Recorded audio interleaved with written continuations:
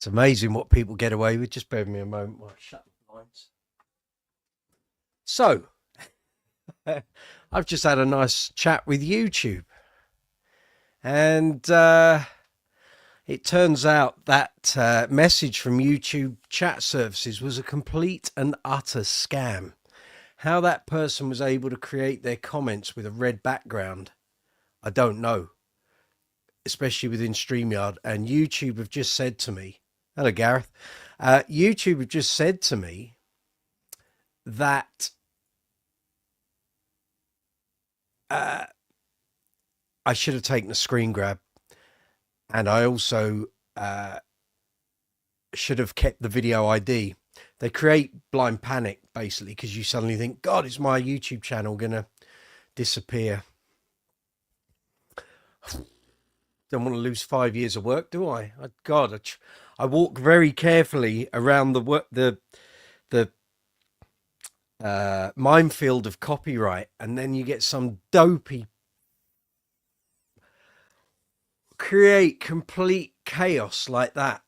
I thought I'd contravened some rule because I've got a video premiere going up, and obviously there's a live chat, text live chat going on the premiere screen. I can do both. I don't see any reason why I can't.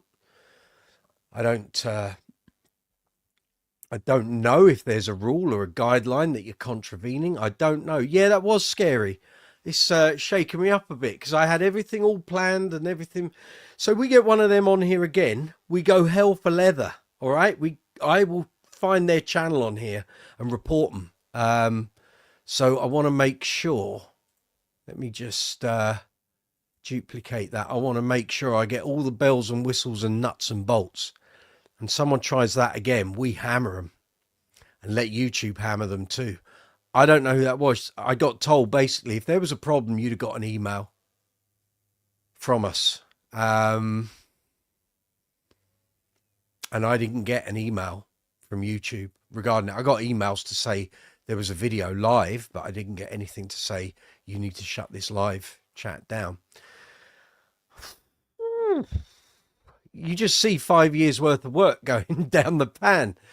Good to see you. Welcome back, gang. Thank you. I'll explain what just happened for those who have no idea what the hell I'm talking about. I had everything all nicely planned out this afternoon. We've got a video premiere coming up very shortly in about 14 minutes. My latest long form video. I haven't done one for a couple of months. And so I set up a live chat, a video live chat via StreamYard, broadcasting out to YouTube, Facebook, Instagram. We're going along. I thought we were doing quite okay. And some guy, some idiot, managed to send a message. So, Zoomer, you need to know about this. This can happen to you. Anyone who's running a YouTube channel. What threw me was the fact it had a red background. So when you guys message me, I'm in StreamYard. I'm not in YouTube, although I have a YouTube window there. What I should have done was gone and checked the YouTube window. That might have shown me a bit more. And basically, why is that doing that? I don't understand. Basically, the guy came in here with a red background and white writing with a name of YouTube chat services and was saying, you need to shut this live stream down now. Press 1 if you accept, and then you need to go into your stream within YouTube and print an apology to your viewers. And I thought it was totally legit. I didn't know. Never seen anything like that in my life. And but you get the willies because you suddenly think, well, there's so many terms and conditions in the paperwork of YouTube. You suddenly think, well, have I done so? I didn't know you couldn't do that. I didn't know you couldn't do that. Clearly you can, because we're doing it right now. I'm doing it and there's nothing there from YouTube. So if that joker is still out there, please do come on and do it again, because I want to forward the screen grab. I want the video ID. I I want to capture who you are on YouTube. In fact, I think I'm probably going to do a search for it, find that channel, and we'll get you erased somehow, because you're playing with people's livelihoods. I'm just a small base channel. It doesn't really matter. Let's be fair. You've got big corporate companies out there who do streams to their customers. Billions of dollars, pounds, euros, yen, whatever you want to. And you're creating chaos. I'm not having I'm not having that. Stacey, yes, that was scary, and I think some would potentially ignore it. I was going to ignore it. I thought, no, it's just, and then I thought, no, it's red. Because if I can't show, I can show. Of course, I can show you. I'll just show you. I'll just put the camera on the screen. I'll show you. So that's what I see. You're all in grey. No one has a red background. That's what threw me. The red background. I thought, oh, hold on. YouTube colours, red and white.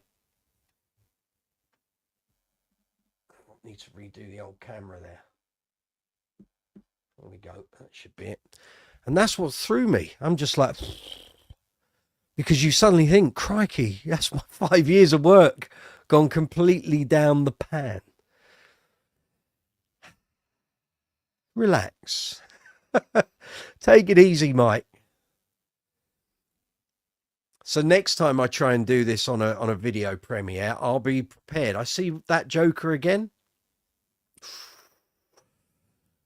So any of you running YouTube channels, be aware of these idiots out there. I was going great guns. The views were great there. I was like, oh, okay, this is a new thing. Never done a live stream with a video premiere. I've done the live chat. That's still there. That's running. If you guys are, let me put in the, so this is what this is all about today. I've got a long form video going live in 10 minutes. You want to check it out? It's there. There's a live chat, text live chat. I'm running it in conjunction with this video live chat. And I was trying to maximize the pull of the vertical live streams and the shorts and what we do here on StreamYard, and funnel it in through to that video. Hopefully people would enjoy the video. But we had some complete dick come on here and just cause complete chaos and carnage, which led to me going and having a 20-minute conversation with YouTube, and they've gone, no, you're perfectly okay. Your channel's in very good standing. Yes, that was scary, Stacey. Zuma, good to see you. Looking forward to the video. Thank you. I could do with some support today. I tell you, that's just completely, yeah, hit the old confidence there. Cayman plays Fortnite. Good to see you. You've come into my chat. I don't think you've been here before. You've caught me all flustered. I was all hyped up, ready to go. So yes, Stacey, that's exactly what it was. Fuckery. Anyone wants to join me? Feel free. You can join me. Email me, brooksysbasecorner@gmail.com. I can send you an invite, bring you to screen, and you'll be very welcome. Because I'm annoyed, perturbed. You learn all this stuff as you go along. It's not, there is no rule book on this stuff. You learn it as you go along, and the terms and conditions for YouTube is the terms and conditions document is huge. I feel like I probably need to go and refamiliarize myself with it, because someone can come along and cause that level of mess purely because I didn't know. I didn't know if I was contravening a rule on YouTube or not. So, yeah. Great. I thought we'd have an hour's preamble, but not to worry. Not to worry. I know next time. Dawson, thank you. Good luck with the premiere. Cheers, my man. Stacey, your mind is going and going over what the terms and conditions say. Exactly that. Which is why I tread so very carefully with the copyright issue. Because if you don't One day that copyright guillotine is going to fall, and there are going to be there are going to be thousands, if not potentially millions of YouTube channels wiped out overnight. If you get 3 copyright strikes and you're fast asleep, you can't fight those strikes. I don't know how quickly you would have time to argue them. I don't know. I have no experience of it. But if the copyright thing comes down, you don't respond, your channel potentially could be wiped out, and all the work and effort you'd put in gone. Could be. Don't know. Don't know. We will see. We will see what pans out. But so on a happier note, yes, there's a video live stream going live in 7 minutes. So I'll be here. You guys can watch it. And if you've got any questions, you can put them in the text box on that video if you wish. Or you can put them in here. Zoomer, $10 super chat. Thank you. Bless your heart. I'll do the same for you some point. Yeah, I'll come in onto your live chats, give you a super chat donation at some point. Thank you. Like I say, someone needs a pint, you're telling me. Just a bit. Just a bit. And this is the thing. What we're doing right now is exactly what we were doing 50 minutes ago when that joker played his cards. And yeah, that completely blew me out the water, because it's like, you don't want to muck about with YouTube's rules. They'll just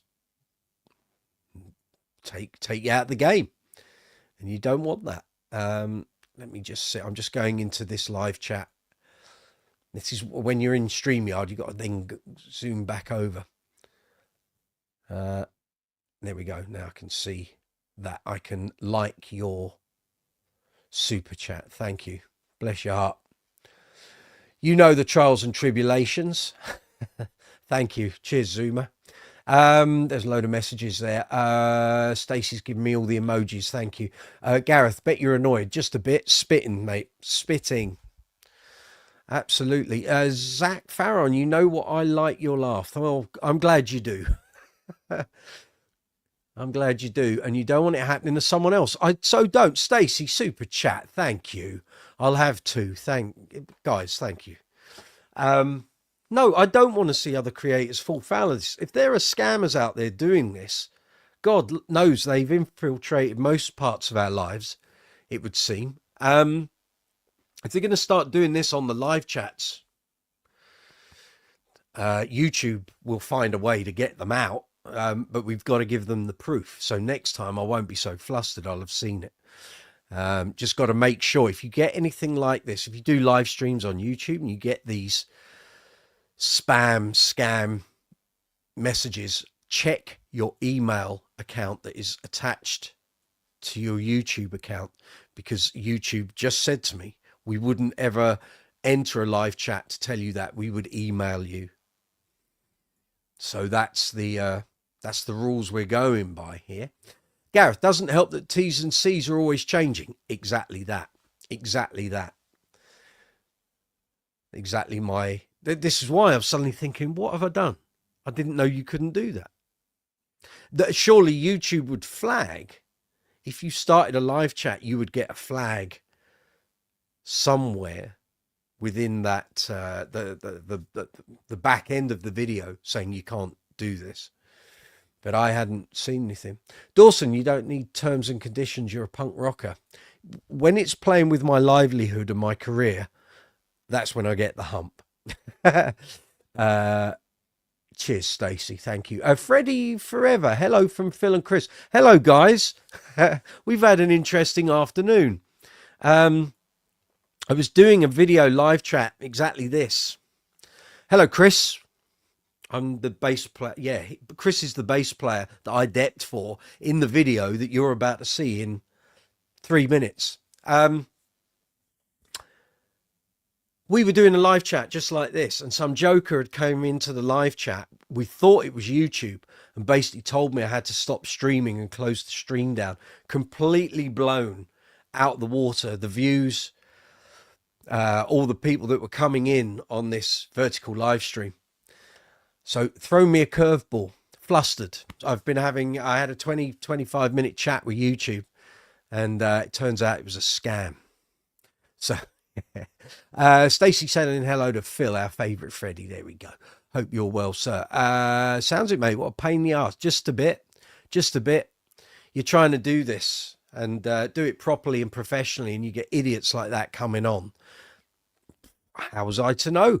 As I said earlier, they had a red background. No one who comes in when I'm broadcasting via StreamYard has a different color background. Super chats are in yellow. When people are talking, it's grey and blue. If I star the conversation. So when someone posts a message, I put a star up. It goes blue. That's how it goes. And this guy or group or whoever they are had a red background. I'm just kind of grateful it happened at the start of that chat. If I'd had hundreds of people watching this and that had happened, I'd be seriously fuming. I mean, I'm fuming anyway. I'm fuming that all the work I'd done doing the thumbnails and doing the description and all the preamble, I've now got to go in on this video that's now on YouTube and go in and do the back end after the event, which means the video doesn't get pushed forward as heavily as it should have done.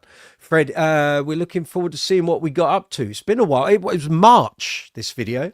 So as I said, anyone watching the premiere in a second, it'll be live.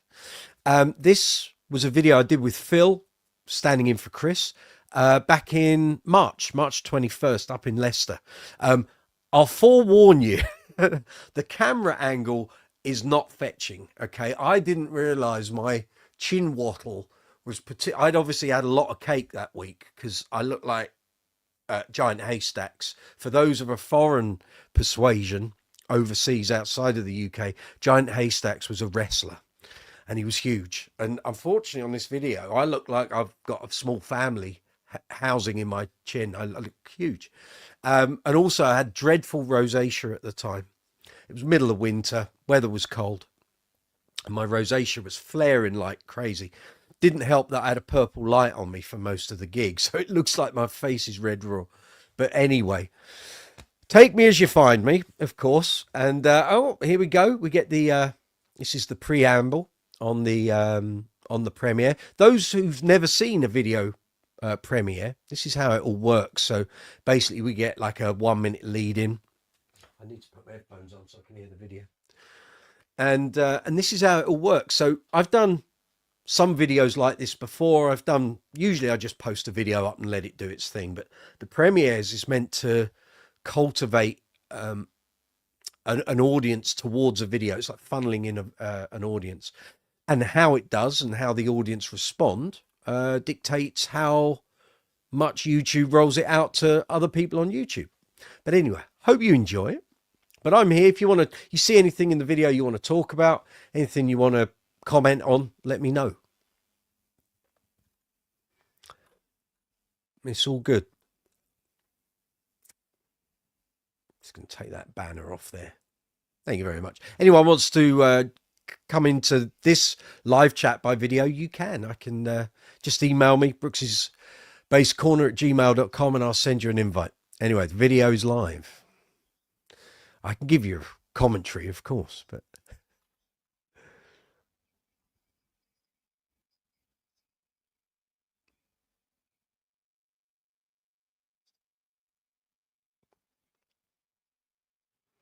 lovely chap, and no mistake.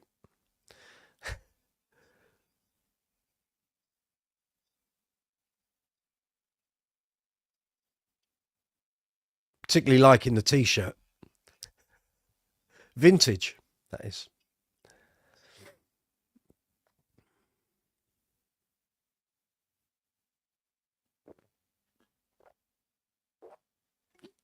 As I said, it was middle of winter. It was a bit murky. There's Phil, dressed suavely and understated, of course.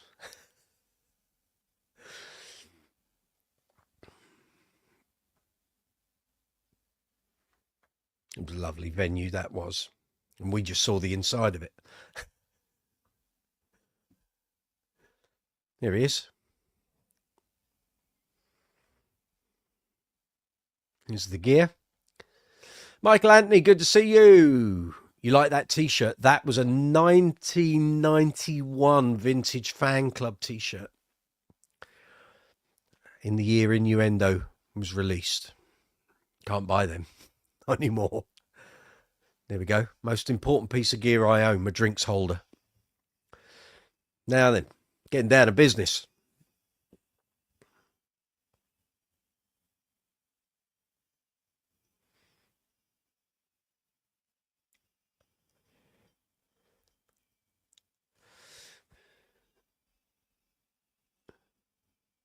Again, if people are tuning into this live chat saying, what the hell are you talking about? This video is premiering at the moment.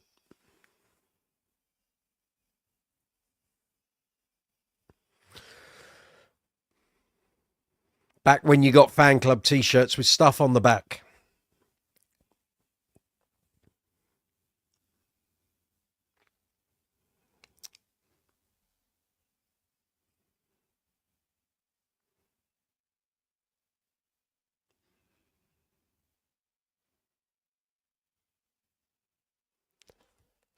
So now there's people tuning into this video going, it's very silent. We're watching the premiere of a video that has just gone up on the channel on Brooksy's Space Corner. The link for it is there in the chat. Playing with the Queen tribute, the quite wonderful Supersonic Queen. I get many offers to buy that leather jacket. It's not going anywhere. I bought it on my 18th birthday. And it's still earning a crust.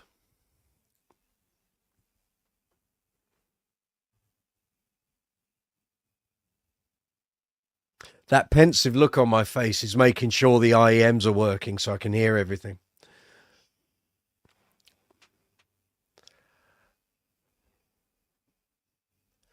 Nice Queen font there. Queen 1 font.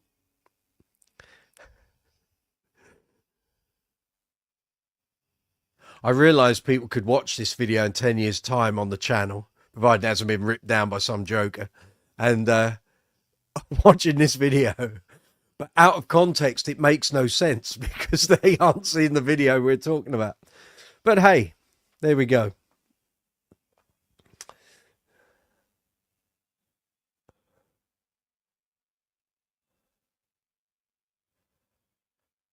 The funny thing about this gig was we were meant to go on at like 8:30, I think.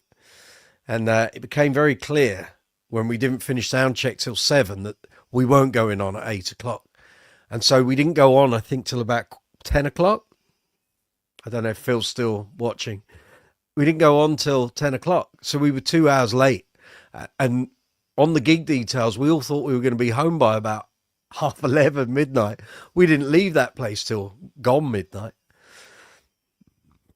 It was a lot of sitting around. But there we go. Such is the price of rock sometimes, you know.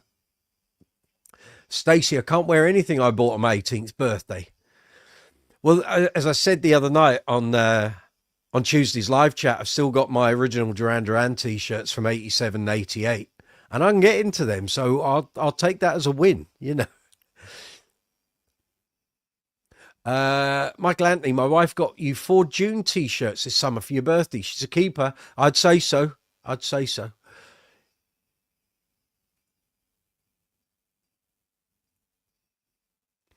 Well, a couple of years ago, Stacey bought me a couple of NASA t-shirts from the US, which when I'm having a day of video production here, they're very comfortable, very soft t-shirts. So, well done, Stacey. There we go, rattling through the hits now, one after the other. I've got this pensive look. I don't know why I'm looking like that. I've realised that's probably how I look at the bass when I'm playing. I'm concentrating. And also because this isn't the regular Queen band I play with, I'm very aware that their arrangements on certain songs are a little bit different to what I would normally play. And also, as you can hear, James, the drummer's going at 100 miles an hour. So everything is, you rattle through the show really quick. So I'm having to adjust what I would normally hear in my head from the bands I would normally play with. We're going quicker. So you've got to, everything's got to be played a bit quicker. And what you can't see, and why I won't do another gig vlog with this perspective again, is you can't see what the audience are doing. So they were going nuts. They were absolutely tiddly. They'd been drinking for hours, like 2.5, 3 hours. So they're all dancing, going mad. And I'm very aware that the people at the front were very close to knocking over my mic stand and everything else. I'm just trying to concentrate on the playing and getting it all right. As a dep, that's your job. Get the notes right. Look like you're enjoying yourself. You will know it by looking at the video. I had a blast. I was having a great old time. But I'm very aware there's lots of things all going on at the same time. With the way NASA's going, those T-shirts may be worth something. Exactly.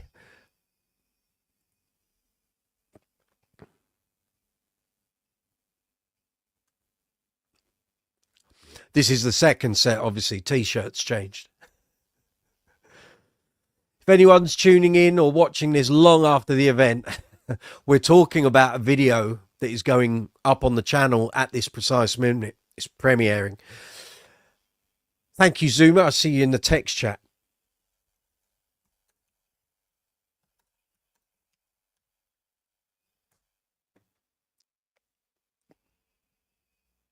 Yeah. It's the purple light fill copying creating the shadow from the microphone. So it looks like that side of my face has been punched to smithereens.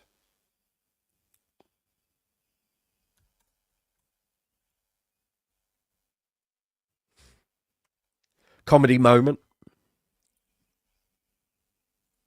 You can't see what I can see.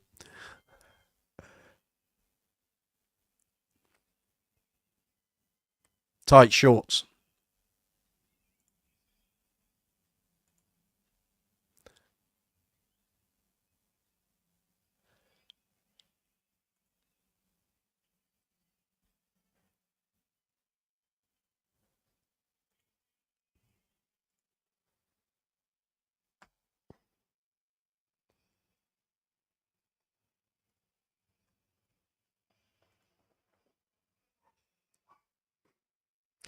Don't worry, I'm just off camera. I wasn't aware at the time. I haven't gone through a trap door or anything like that. Back, there we are. I went on a little walkabout around the stage, I've still got that deadly serious look. Here we go, BVs.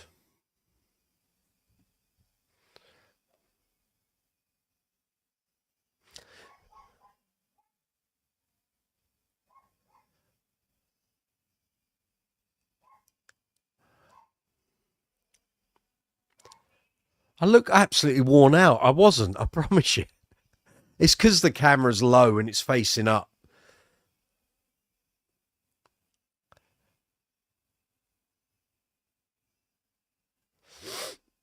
Tones on point, Stacey. Well, it's just a precision, isn't it? It's precision. The other thing is we're running through the Digitech drops, so we're a semitone down, I think.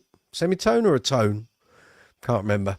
And that affects the bass tone. It actually makes the bass a bit more clanky, and it's taking away the top end.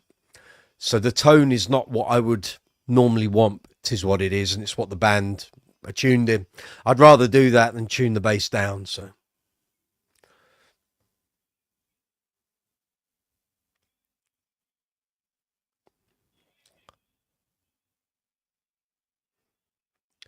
someone's got to do it.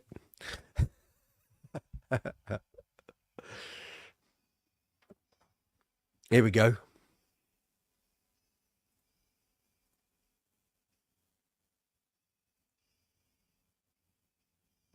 And that's just the mic on the camera, on the phone. That's no, I'm not taking a feed off of anything.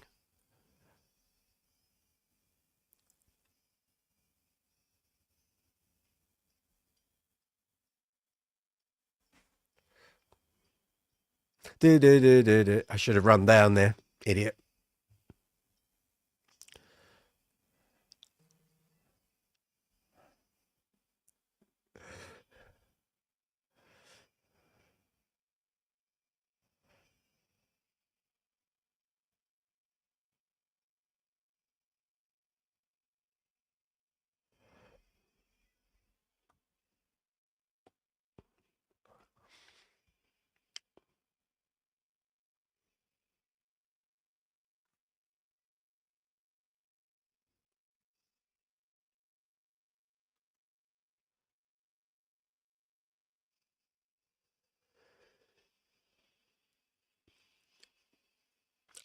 Yes, Zuma, you can join. Hold on, I'll send you an invite.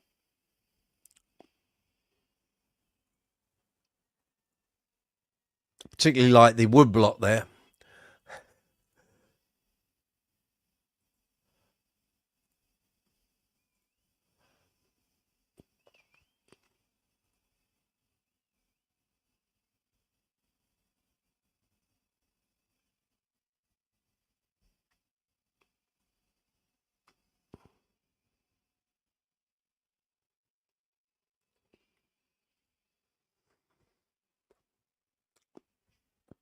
Albiano, good to see you. Good morning from the great red state of Texas. Missed you on Tuesday. That's okay. Have a great, wonderful Friday. The Elric bass is awesome. It's so well built. I mean, every single note sings. Fabulous. Hello, beat after beat. Good to see you.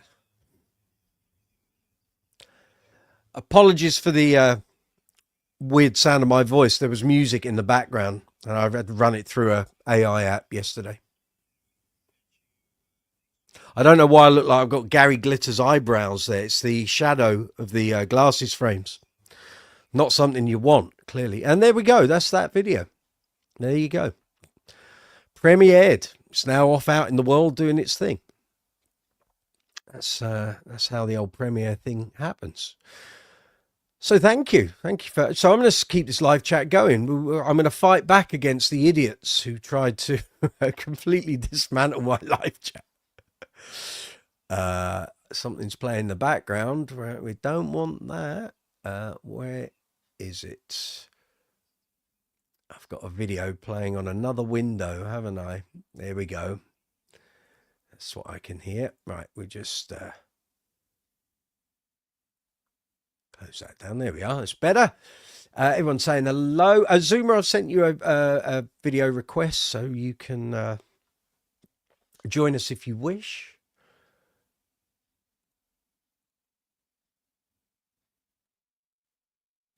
I need to do that.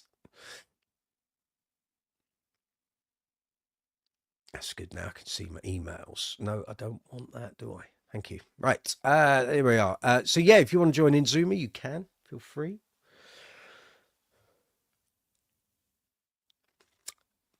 Well, any questions? Found that video. Frantic. But we got the job done. And client was very happy. I don't know. I don't know if Phil's still watching. Did you get rebooked? I don't know. But anyway, we had a fine blast. There was one more gig with those guys. That'll be... Where's my post-it gone? There we are. So that was gig vlog number 9. Sorry, my headphones just taken a tumble. That was gig vlog number 9. The next one with Supersonic Queen, who's gig vlog 11, which is at the Excel Centre in London. There's Zuma. Here we are, young man. How we doing? Well, here we go. Hello. There we go. Thank you for the super chat. Oh, no. Much appreciated. I meant to do it on another one, but I figured no worries. He really needs it. You're all good. I did. I was very flustered. And annoyed, because if they've done it to me, then clearly they're doing it to other people as well. So do you have any idea how they got the custom background or the custom icon or whatever? I don't know. I don't know. The woman I spoke to at YouTube, which was electronically, it wasn't on the phone or anything. They said, if you can give us a screen grab and the video ID, we can find out who it was by the message. The message has an ID, and they can go and Oh, raise hell. And I said, I'm really sorry. I said, so the video recording within StreamYard only captures the video. It doesn't capture the chat window. right. And because I was panicking, I was suddenly, oh my God, I went into my YouTube channel and deleted the videos. I was like, I don't want, Uh, if I'm going to suddenly get my channel shut down, yeah. I don't want them on there. And I suddenly thought, God, this is all a bit embarrassing. And she said, no, if you had the video, if you had a screen grab and the video ID, we could have then gone in and seen the ID of the people posting, and we could have blocked them and removed them from YouTube. Ah. Oh, what a shame. I know. So I'm going to very quickly just open up a YouTube window and search for the channel. So it was YouTube. You remember I think it was, the name? I think it was YouTube Chat Services. Oh, I see. They were really, I really trying to think. impersonate. Yeah, but it was the red background that threw me. Yeah. Otherwise, I probably would have gone, no, don't be stupid. Mm. YouTube viewers. But if this is what hackers and scammers are playing at, you know, I'm probably savvy enough that I will go and check with YouTube if this is a thing. But there's a lot of people on here that don't. How many housewives run their businesses? And they aren't going to know. They're going to get completely, what the hell is this? And they're going to go into panic mode. Well, as I said at the start of this, the third one today of pressing go live, how many multinational corporations who own billions of dollars, pounds, yen, euros, whatever, would have seen that and gone into panic mode? You're dealing with multinational companies, and they're relying on YouTube as a platform for lots of their online content. And if you're going through StreamYard, lots of people do their presentations and stuff through this. Yeah. Scary, a bit scary. Yeah, well, good. Thank goodness it was Got a to be false diligent. alarm. Diligent and vigilant, that's for sure. And Stacey saw it. She saw it all happen, as did Jamie. Jamie Millard watched it, and he said, as soon as you went off, the guy put LOL in the message. He said it was a scam. Ah, it's too bad nobody grabbed it. Right. Yeah. Yeah. If I'd kept the video on YouTube, I would have seen it. Yeah. But I just deleted it. I was like, no, no, but you didn't want to. No. But there we are. It was fear. Oh, teeth are gone today. All right. They're racking. The bottom's out. It was fear of God level stuff. It was, because I'm suddenly thinking 5 years I've worked hard, 800 plus videos, and suddenly that could all get wiped out if I've contravened something. I don't know. Dude, the fact they asked Brooksy to enter one to proceed. Well, that's what you do on text messages. And that's why I suddenly thought, but it was wrong the red. It was the red background that threw me. How did they get a red background within StreamYard? I don't know I don't know what you guys saw if you were watching it on YouTube. Was there a red background there, Stacey? I don't know. But like I say, here on StreamYard, when you guys are typing messages, they're grey. And if I star them, then they go blue. Yeah. But I've never seen anyone with a red one. I don't know. And that's kind of what I suddenly went into. Whoa, my God. What is that? And there was a follow-up from them in the chat. Yeah, exactly. Beat after beat saying good morning. I know what's going to ask you. That picture you sent me from the base center the other day, was that you in the picture with the long black hair? No. You probably missed on top. I listed the people in the picture. No, that's not me. I could see how you could think it might have been me, because they did have long hair, and then I kind of look distinguished like that. chiseled features as well. I got a message from Chris, the guy that was messaging on the live chat the other night. Oh, you did? I was curious if he was still watching. Yeah, hang on, let me go into there. He messaged me. Where are we? Right, there we are. I'll go in there. I hate this whole meta thing when you're on a page as opposed to a profile. Just get bombarded with a ton of stuff. It's just opening up. He said, he was asking about how you got that picture. Hold on. Come on. I I got that picture because I was researching. Well, I mean, that's kind of a long story, maybe for another chat, but I was researching what happened to Alan because I don't want to say anything bad about the Now, guy in a public before you forum. say anything, I am aware through Barry that there was Yeah. someone that worked at the American Base Center that basically destroyed it. Yeah, I think, that was Alan. yeah, Yeah, I mean he was the right, owner okay, as far as I was concerned. okay, And yeah. so anyway, That was why when Chris was messaging me, I was like, yeah, "Have I got which one am I talking to here?" yeah. Because I don't know, I couldn't Oh, remember because Barry had never told me the actual name of the person that caused them, and I'm like, "Whoa, is that?" Yeah, yeah. okay, It's the oldest guy in the picture. He was the owner. As far as I was concerned, he right, was the owner of, you got it. know, the top Okay, dog. But yeah, so it ended badly. But anyway, we could talk about that another day. But yeah, yeah. um, and I think I was trying to the in that picture, the person that I dealt with the most, like he was my salesman. I considered him my Hmm. salesman was Eric actually. And So which he's one's that? probably the younger guy. He's got the white wall. Okay, right, got Yeah. it, got it, got it, got I it. mean, I'm sure those are just instruments they took off the wall, but they probably had their pick of the litter anyway working there. But Yeah. so he was the one I dealt with the most, and Alan. Um, and yeah, I was just researching old Bass Center stuff. I just found it online. It's not a Mm, personal picture of mine. I just found it got it. somewhere in like the nether regions of something, like Chris asked me, "What is your real name?" And I said, "Well, it's Montezuma." yeah, He yeah, yeah, said, he said that you had mentioned you'd met back in the 80s or 90s. I think you even mentioned that he had sent you a photo. Oh, yeah. And I posted the photo so you could see. yeah. Uh, so he was wondering if you had, if you went by your full name when you used to go there because N- he No, couldn't even put your back then, face. I was since I was 14, a good friend of mine, he nicknamed me that. So I was definitely going by Zuma when I Got it. was there at the Got base it. center. Okay. Yeah. Well, that's that then. That's that one put to bed.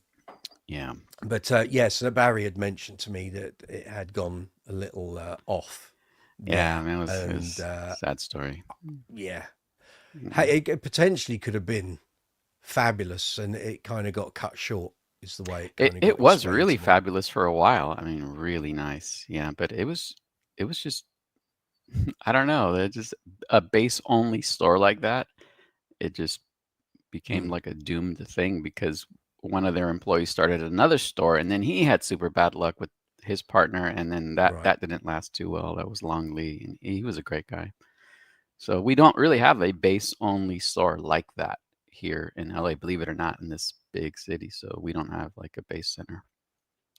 got it, got it. So what's happening with you this weekend? What, are you out gigging? You out doing anything? No, my days of gigging are gone. I don't take gigs. Surely I could get gigs if I wanted to, but everybody Hmm. that knows me knows, don't ask him, he won't do it, unless it's a dire emergency. I might substitute for a friend and it would have to be really important, like Right, hey, my mom died. I can't make this gig. I really need you to come in and help me out. Then I'll do right. it, but otherwise, yeah, I don't know. I think I mentioned it in another live stream, but I don't know how you have the stamina for it, man, because it's between. I mean, I have a full-time job too, so like I can't imagine having a full-time job Yeah, and then going to rehearsal or even, these days there's not so much rehearsal, but just learning the songs, learning 20 songs in a week and then going and doing the gig and then boop, that's all over. It's like that 20 that's hours of it. time just went by Yeah, and it's never I'm really very about the aware. money. I've lost many a weekend over my life. Right? It's what you choose to do. But then It's my what you choose to do, weekend yeah. is when everyone else is back at work on Monday, Tuesday, Wednesday. So what you Right. lose with one, you gain with the other. And I wouldn't have had it any other way. I love Yeah. gigging, so Yeah, that's true. or Yeah. have So, done. It's harder now. But yeah, I mean, I I totally can't get it. believe it's August, and I actually don't have a gig for 3 weeks. It's I can't remember that happening in an August for 20, go on, 27 years maybe. Whoa. Normally my August is flat out. like 4 or 5 Wow. gigs a week, but not this year. So it's Something's in fine the air. because I think the gig scene is changing. It certainly is over here. Hmm. So if you're in covers bands, there are a lot fewer places to play. Sure. The weird thing is that, and I've spoken to a few musos over the past sort of month or two, looking forward to this month and saying, "How's your August?" And lots of people have been going, "Awful, really Mm. bad, really quiet." And like, why? Don't know. And the fact that I'm on a couple of WhatsApp bass dep groups, I've seen no dep gigs for this weekend. I've seen one dep gig actually came up yesterday for next Saturday, and I missed it by about 3 minutes. I've replied to the guy, "Oh, I can do your gig if you need." "Oh no, it's all right, I've sorted it." And it was like, "Oh, okay." But Oh, this weekend, I've seen no dep gigs. There's nothing, or certainly here in the southeast. But on the groups I'm on, there's a lot of very busy pro players who play here in London. Not now one of them has said there's a wedding gig needs a dep bass player. There's nothing. I'm gonna play the dum dum here, but can you spell that word? What does it mean in that context? Det gig. Dep, Dep DEP, gig. DEP. What does deputy, DEP mean? deputy, deputizing, standing in. Oh, so it's like okay, it's like when I say I'm subbing for my You're friend. right, yeah. Oh, Subbing dep. seems to be the American thing. In Oh, the you see, UK, it's I depping. learned a term. We're nothing if not resourceful here. But yeah, that's kind of what we that's I what we get it. got. I get it. Will you dep for me? Can Got we it. get a Got it. dep in? It's all that sort of thing. Um, Yeah. but it's very weird. It's very weird. And I mean, last weekend and finished the Queen gig when I was in Isle of Wight on Sunday. I was going through all the groups on Facebook, all the depping groups I'm in. Mhm. Everything. There was nothing, absolutely nothing for Friday, Saturday, or Sunday this weekend. Oh Like man. maybe I don't know. I don't know. I thought, oh well, maybe it's a festival week where there aren't a lot of festivals happening, so people aren't jumping out of their regular bands and needing depths. Maybe it's Right. that. Right. So they're staying put. But I don't know. But the fact that there is still, like I say, on all these groups I'm on WhatsApp, there is nothing for a bass step for this week. Oh man. I've not seen any. And if I scroll back through those groups and go back to this time last year, no one has posted. Or if I do a search for August the 8th, 9th, and 10th, there's not. There've been no one's been looking. Oh man. So you just got to suck it up. And like I say, I'll be doing YouTube stuff. So tomorrow Right. is workbench day. I'm getting 8 basses restrung and set up. Um, and they'll be filmed and put up here on the channel. So Oh yeah, that should be fun. all that workbench stuff people have been waiting for, it's coming. Oh, May- you can bet it's coming, I can tell you. maybe So even get a little fretless and that's possible. I need to get these basses restrung because for the four of them gigs. are going to be needed in the next month. Ah yeah. So they're that's a job I've been putting off since like February. I put it off Uh, too. yeah, GB Rumor 4, Kingfisher Blue needs doing. The white GB needs doing. Stingray 4 needs doing. The Spectre NS2 needs doing. The Spectre Euro needs doing. I'm just looking down the racks here. What else needed doing? There were a few. The ATK, Ibanez ATK needs doing. The Status Matrix needs a whole setup. The JD will get its bridge screws in. Jamie, if he ain't watching, he's off doing something else. The JD will get done. The Alembic Persuader needs restringing and setting up. The Fender Jazz Bass Plus needs doing. Then there's a few other little jobs here and there. Both of them are Queen basses need doing.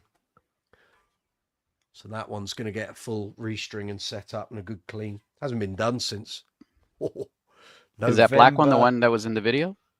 Yeah, Mm-hmm. hasn't been done since. No, it's like Chad, isn't it? Mm-hmm. November 23 was the last time this was restrung. It's got piccatos on it, but it's going to have another set of rotor sounds put on. I like That to one write. and go on. I like to write down the date. I keep the old pack I do. and I put the date on, and that's the only way you can really I remember. just have I've got so many bases. I have a file that I've basically had running since Yeah, 2000, yeah, which is just a word process file. It's got every base listed, when the strings were last changed, when the batteries were last changed, what the serial number is, and yeah, what yeah, the yeah. preferred string gauge is. So Right, that one right. gets done, and this needs doing too. Ooh, nice. Maple, maple. Mm. Ash, Oh, ash, ash. You're ash, right. ash body, maple neck, weighs a ton. It's an FSR 70s. It's the backup to the black one, Yeah, but yeah, it yeah. sounds completely different. Yep. So that needs doing as well. So Hmm. it's all good. It's all good. What's this? No, that's fine. No, there was no YouTube logo. Beat after beat. Actually, there was no. I tell a lie. There was a logo in the name, and that threw me. So we're getting. Don't you get me angry again? Yeah. It was new on me. Yeah, yeah. I've not seen that. And what I should have done was come out of StreamYard and whizzed over to the YouTube version of this of the live stream at the time and seen how it looked there, and that would have given the game away. That would have given the game away. Because if it wasn't red there, then I'd know they'd I would know they'd sorted that within StreamYard. So I'm wondering if it's a specific platform hack. I think it is. Yeah. But at least if you ever do, live chats, live streaming, you get something similar. Now you know. Be aware of it. I'm going to post something up about it on Facebook later because I dread someone else falling foul of this. And like I say, if people haven't got their wits about them, it sends you in a complete tailspin because you think, am I going to get my channel shut down? Yep. How do you know if you're contravening a YouTube rule? Yeah. Hey, we're doing similar T-shirts today. The force is with us, Mike. Why am I like that? Yeah, so you can get it in the camera. I'm going the wrong way. Yes. There. Oh, that's an Empire one. It's Empire one, mate. Oh, my favorite. 45 years ago.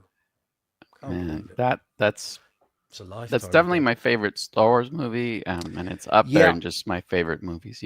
Rogue One's coming a very, very close second. Mm-hmm. That's what When I I always saw tell that, I people. was like, "Oh my god, Yeah, what have but I they was just also done?" sad because I thought, why didn't the first three movies, why weren't they anything like this? This is Yeah. amazing. Well, the first three had to set the preamble. That was the Yeah. problem, and I think they got too wrapped up in technology and CGI and blah, blah, blah, blah, blah. And it didn't pace well, and a lot They of it, they just need to edit Jar Jar out. That's it. get him out, but it could have done with being a little bit more sinister, Yeah. maybe. And then the second one is just CGI overload. It's like, what the hell is this? Yeah. And the third Yeah. one, actually, I remember getting a bit tearful. I saw that. I was playing in Nice in the south of Uh-huh. France on a week Hmm. of gigs down there. And me and the guys in the band, we said, oh, let's go and watch that. Thinking we would have time from the end of the film to get back for our gig. We literally made it with about 3 minutes to spare. We'd we'd kind of not Really? planned out the running length of the film. And we all sat there looking at our watches and thinking they need to wrap this up because Yeah, we're we going to need be to late. go.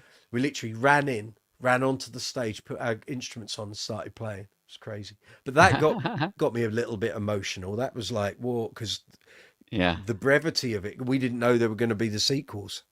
So we thought, Right. this is it. This is the canon. This is the 6 years. We didn't have Disney Plus. We didn't know all this other Right. stuff was Yeah. going to come. No one Yeah. did.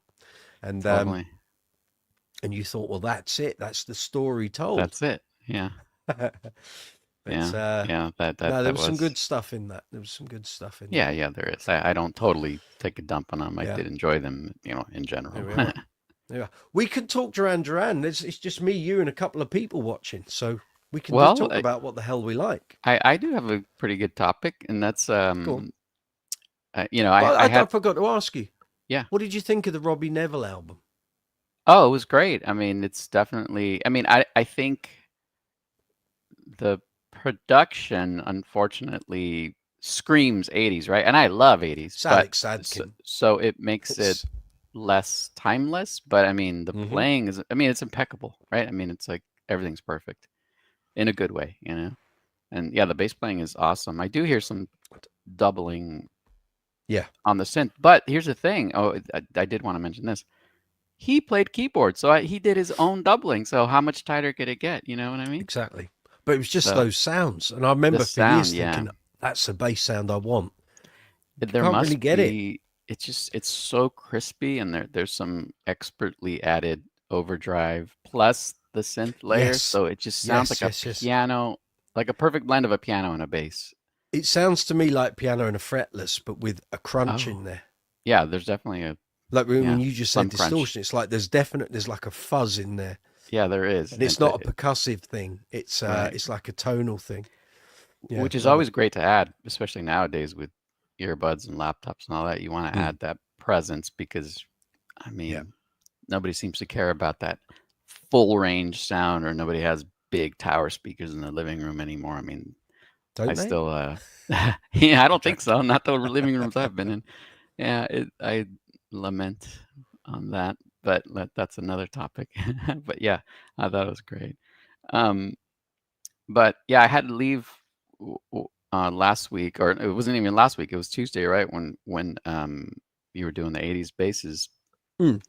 Oh, and what? 5 men and a very long list. Yeah. yeah, exactly, yeah. And I kept listening as I was doing my work thing. But yeah, I don't know if you remember, but over the weekend I finally picked up a bass I had purchased a while ago, that SB Elite 2, because hmm I had a theory. This is kind of like geek level 3 stuff here with Duran, but there are certain songs on the Rio album where I always suspected that maybe John Taylor didn't use an SB 1000.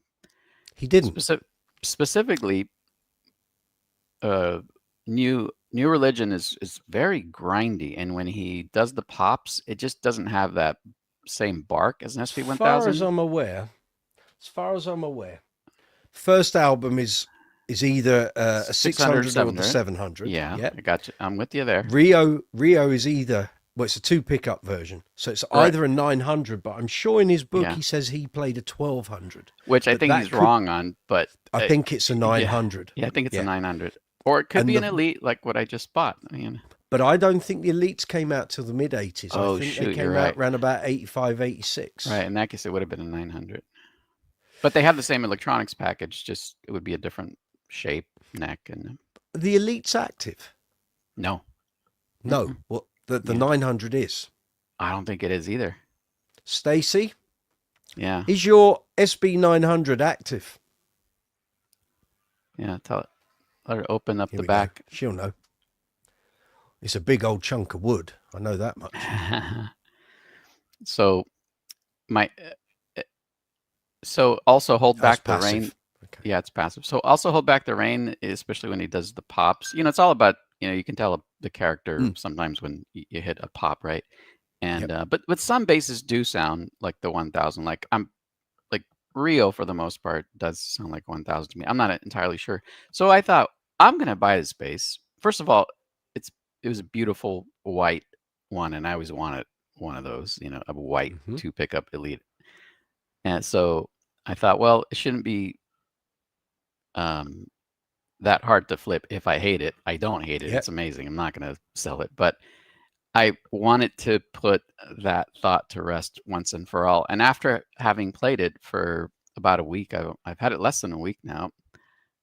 I still don't know, because I think I have to record something with it through, my proper setup, and see how hmm close I can get, just so that I can feel content that I gave it, a fair investigation.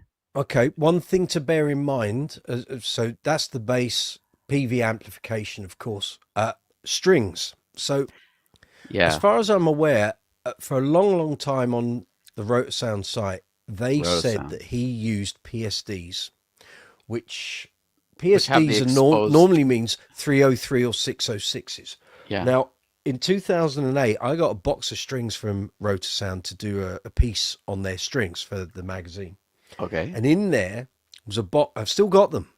They're still in the garage in a pink box called PSD, but they weren't the PSDs with the exposed cores like we used to have. Oh, They that's did what I was have an thinking. exposed core, but the novelty of it was, do you remember with those strings that they had to produce multiple different variations in order to get the space where the exposed core was to Right. match the bridges of To certain match. Yeah. basses? Yep. So this set of strings in the pink box had a fix your own ball end to the end of the string. Crazy. Now I don't know in 82 if he was using those or just using standard Maybe. swing bass strings. Yeah. 66s. Yeah. So the nature of the string will certainly have a role to play in that recorded tone. I can ask Jason whether his brain will kick into that level. I mean, we're talking 43 years ago, Yeah. so he would have been a kid. He would have been like a teenager, um, maybe a I little bit happen to older. have RS66s, and I'll just throw them Yeah, on just because. yeah. So I yeah. tell you what, let me have a look. There used to be like a history of rotor sound. Let me just see if it's still on their website. And they might have updated it or they might not. Let's have a look. It used to be like a rolling timeline of notable users of their strings. Um, we go players and our story. Right. Oh, I don't want all that. Just give me the list of players, you dope. See, I've still got Brian May on there. Brian hasn't used Roseanne strings in a very, very long time. John Taylor, Duran, and you can't click on it. Okay. Ah, Right, our story. Let's have a look, see if it's on there. And it would go through. Yeah, here we go. Decades, 80s. RS55s, solo bass strings. It's Sting with Super Wound 505s. They were the ground wound version oh, of the okay. 30. So 303s were the nickel ones that Mark King used. Hmm. 606s were the steel that Geddy Lee used. So let's have a look here. So it Have you says here used them there's a lately? go. Well, I'm a Rote Sound endorser. Oh, does Yeah. oh, I did not know that. Awesome. No, I remember. Well, I mean, I was just a little kid, but do they has their longevity improved or yes. okay? Yes. Because I So remember as a kid buying some. Like I finally saved and I mhm. bought some and I thought, oh, these are awesome. But and like 2 weeks later, I was like, oh god. Okay, I'll try and reiterate what I've said on a few live chats before. Okay. So they had some consistency issues, I think, probably from around late 90s through the 2000s. And round about 2012, 2013, they started getting complaints from foreign distributors, especially in the humid, temperate regions that's like Middle East, Far East, Okay. Oriental, Yeah. China, Japan, Philippines, Vietnam, all of those places. Yeah. Yeah. Yeah. People were buying strings and they were going rusty very quick, even though they hadn't used them. Oh. And so Jason looked into it and they tried different variables. What's causing this? Because you get distributors buying containers full of strings and they're all Yeah. going rusty. What's the Yeah. problem? What? Can't use these? Then via NAM and a few other trade shows, Jason was talking to other string companies and going, have you got rusty strings? And they're going, yeah. And it just seems to have started. And people are like, well, what's causing it? Well, Yeah. what? They all did their own investigations trying to work it out. And what it was the company that provided the paper packets that the strings went in. Oh, You used to right. have a Right. wallet and then Yeah. you'd have 4 Yeah. envelopes and 4, Hmm. yeah. The company that produced the paper for the wallets did not tell anyone that they stopped putting wax in the paper. And the paper Oh, was what stopped the strings from rusting in right. humidity and water in the air. Oh man. They got sued by all the massive string companies. All of them were at it, like Yeah. giving that company hell. Jason then said, right, well, we'll do away with all that. We'll go foil packaging, like a packet of crisps. Yeah. Never had a problem since. Yeah. Like The other what Ernie Ball does, or just sealed it It up. was all the same. It was Yeah. all, yeah. Ernie Ball didn't used to do that. They were in paper wallets. Yeah. And Yeah. once Oh yeah, I remember that too. Yeah. they across the board, most companies started doing that, or they found another paper supplier. Yeah. Around the same time, so this was 2014, 2015. 2015 was the year I moved to Rotosound because I'd used Picato since 97. And 2011, 2012, 2013, 2014, I started getting bad strings, which I'd never had before. Picato's had always been amazing. And I kept getting more and more E's and A's straight out the packet on an order, dead. You Ah. contact them. I've got dead strings. Send them back. We'll send you some more. Send me some more. They were dead. It just ended up being a constant Yeah. cycle. And I thought, well, it's time to move. I can't keep restringing a bass and the E's and A's are dead before Yeah. I've Yeah. even played a note. What's that about? So I started looking around, spent a load of my own money, looking at different string manufacturers, different gauges, different materials, all of that.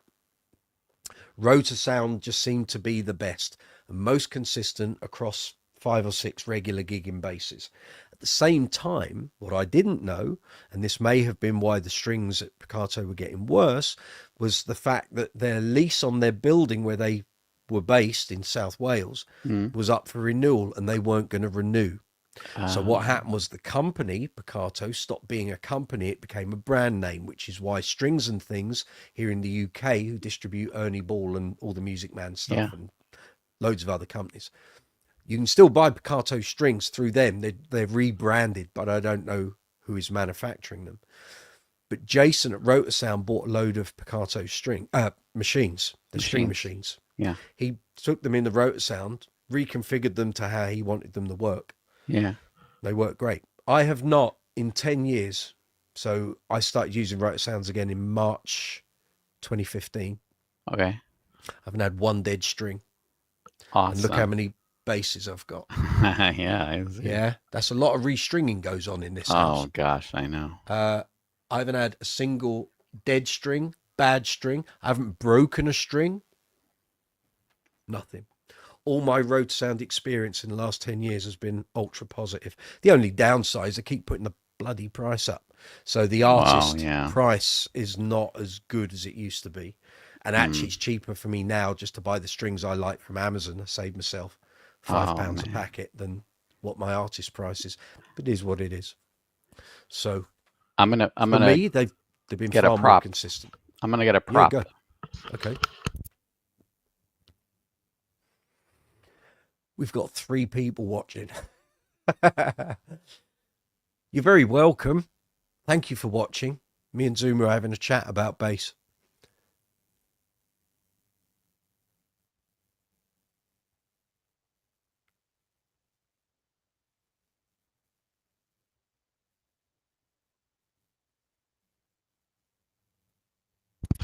I've kept these because I just think they're so awesome. Hold on, just bear with me a moment. Just respond to your message on the community tab. I just love the artwork of Yes. Well, these old those are packages. there you go. There you go. Right. So the PSD John Taylors are in a very similar box to the pink one. Yeah. Oh, to the pink one. Yeah. Yeah. It's James Howe.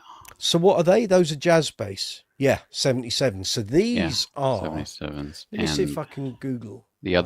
these are actually 66s, the black one. I mean, doesn't that look tough? That lion. Oh, I love it. Yeah, Of course, look at the lion in back of me. I mean, I love lions and big that's the cats. packaging from around through the 2000s until they went to the foil packs.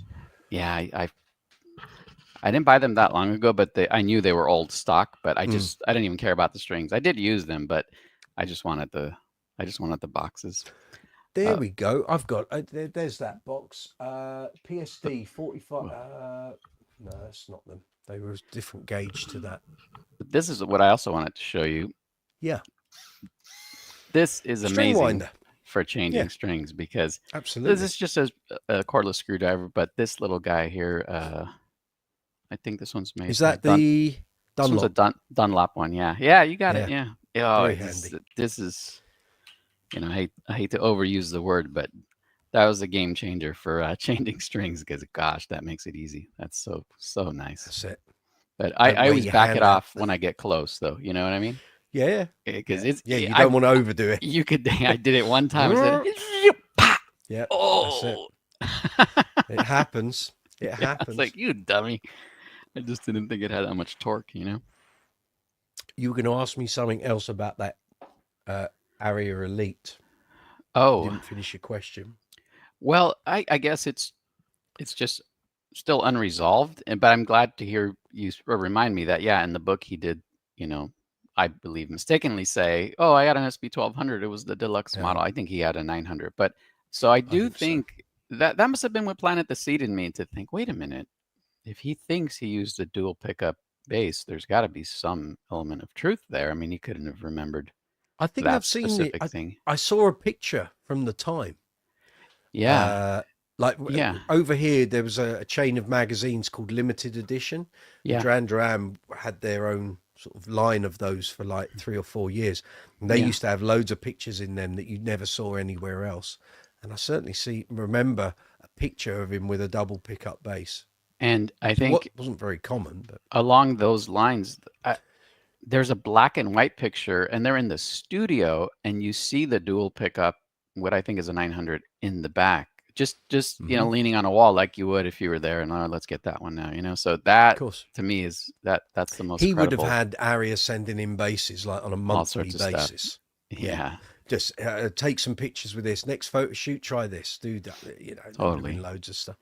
Yeah. Albriano, what kind of bass is that one behind you? Show and tell. It's an Aria with a red headstock.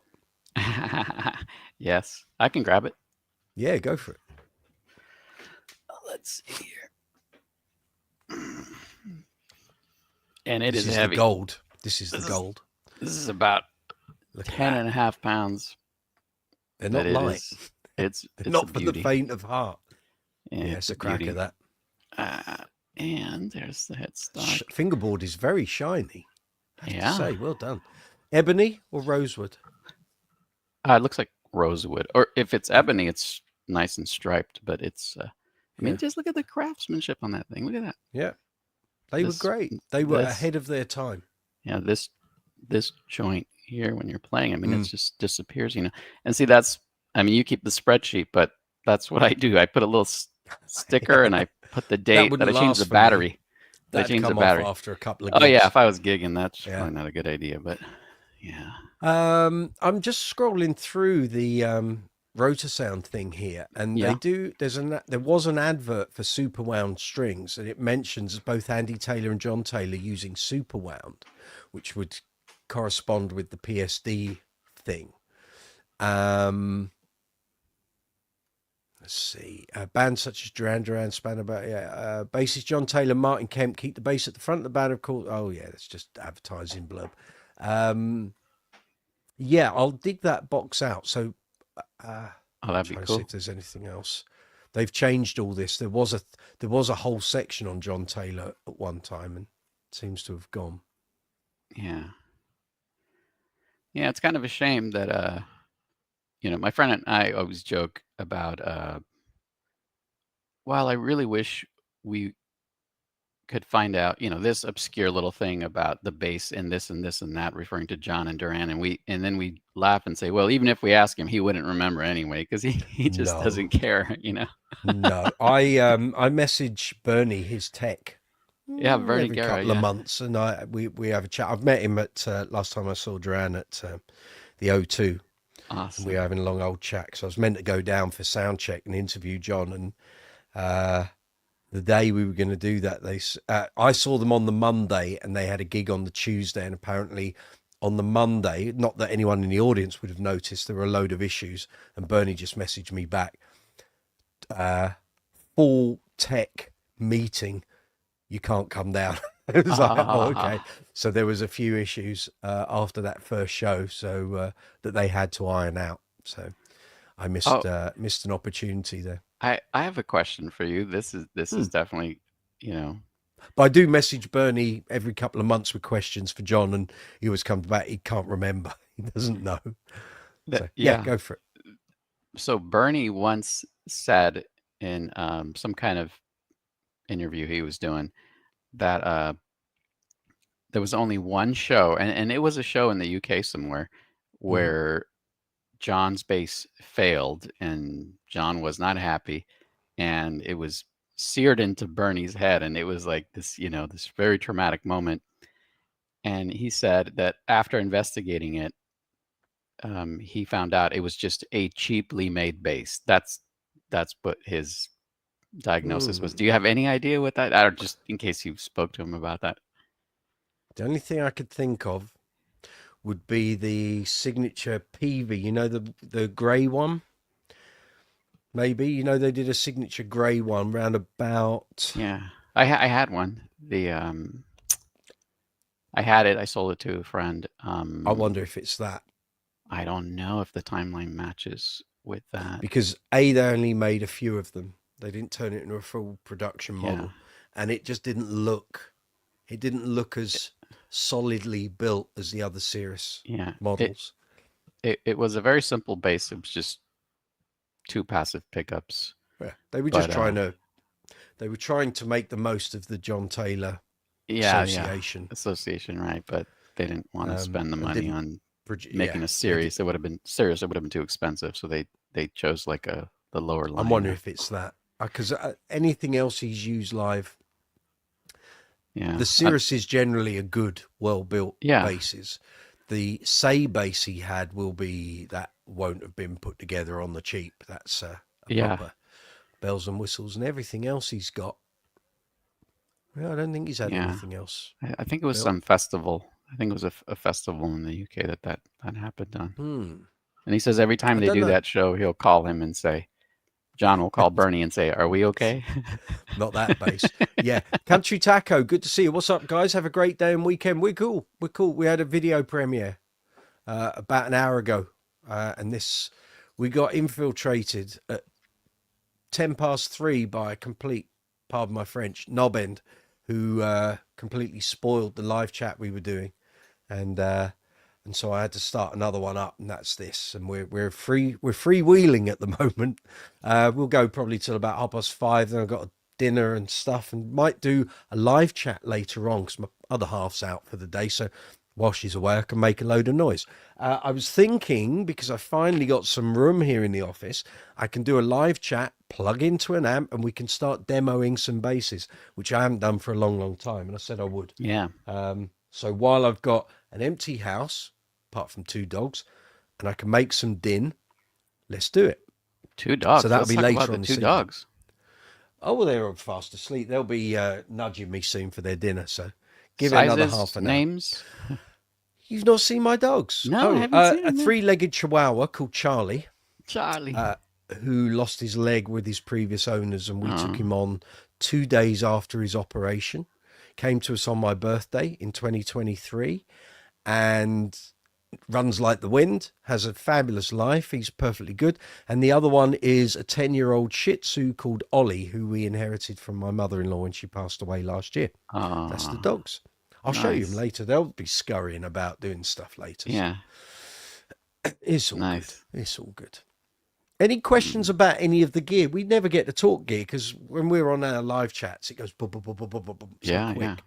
But I couldn't believe we wrote that list in 3 hours the other night. That was like, I looked up and it was 10 to 11. I'm like, well, where's all the time gone? That Yeah, it was wasn't the plan. That wasn't the plan for Tuesday's live well, chat. We were going that to was pretty talk fun about though, you know. brands. Oh, it was good fun. Yeah, for sure. I went through it editing, looking for shorts. I only managed to pull out one short from it.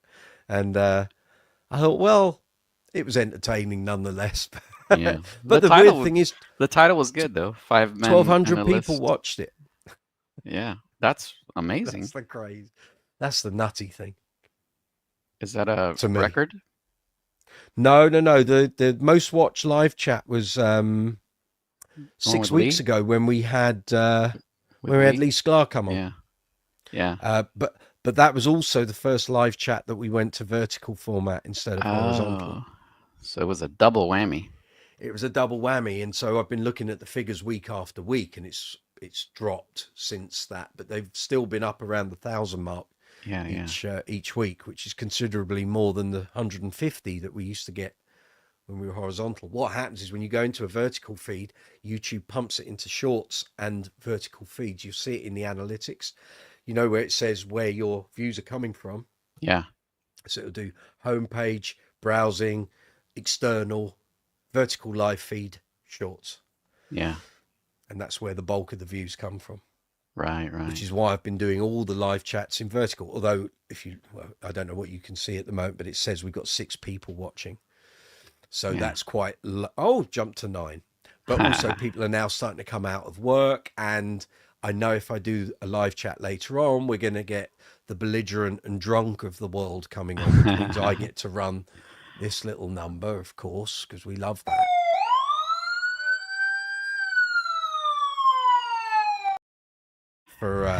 For this evening, of It's too course. bad you didn't catch that guy earlier. You could have sent him that. I was too flustered.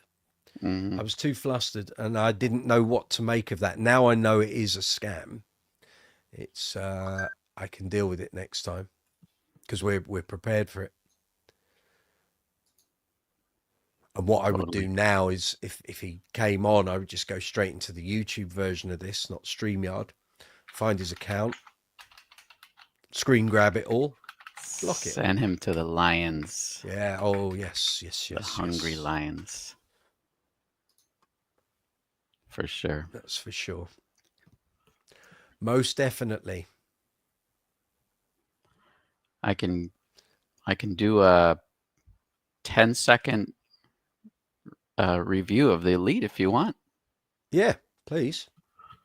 Well, I'll be while back. you're doing that, while you're picking it up, I can Okay. share with you. So this is what I had the other night when you showed that. I said I used to have a duh, duh, duh, duh, duh, Oh, let's see. uh, Let's see. and I can't remember what the model is, but I'll show you. Right there, Mike Space Collection. Where is it? Where is it? Where is it? There we are. It was an Aria SBR80. Oh, an So it R80. So was the R80 was the dual pickup because the R60 was a single pickup, right? So the R80 was the dual pickup. Really, yes. that's that's the same exact thing as the Elite That 2. cost me the Elite 2, the R80. They Yeah. were basically all the same base. They just Yeah. kept changing the Yeah. model name. And the black Problem and was gold, that's just the this same cost thing. me about 125 quid on eBay, and I sold it for 220, I think, Oh a couple my of years later. goodness. But the problem was that looks a lot better than how I picked it up. So basically, it was in Brighton. And at the time, That's I was doing loads nice. of gigs down in Brighton. So I bought it, paid for it, said to the guy, I'll be there on Saturday before my gig. I'll come pick it up. Turned up to this place in Brighton. The place was a tip.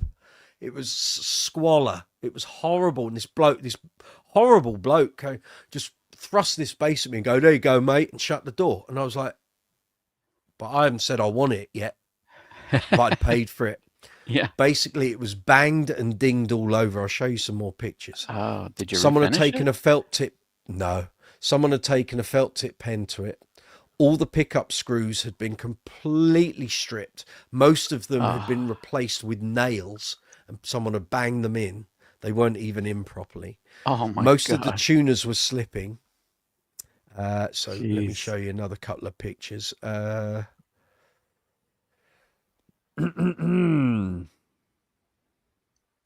Let me grab it while you grab the pictures. Yeah. So it had, well, it was like this.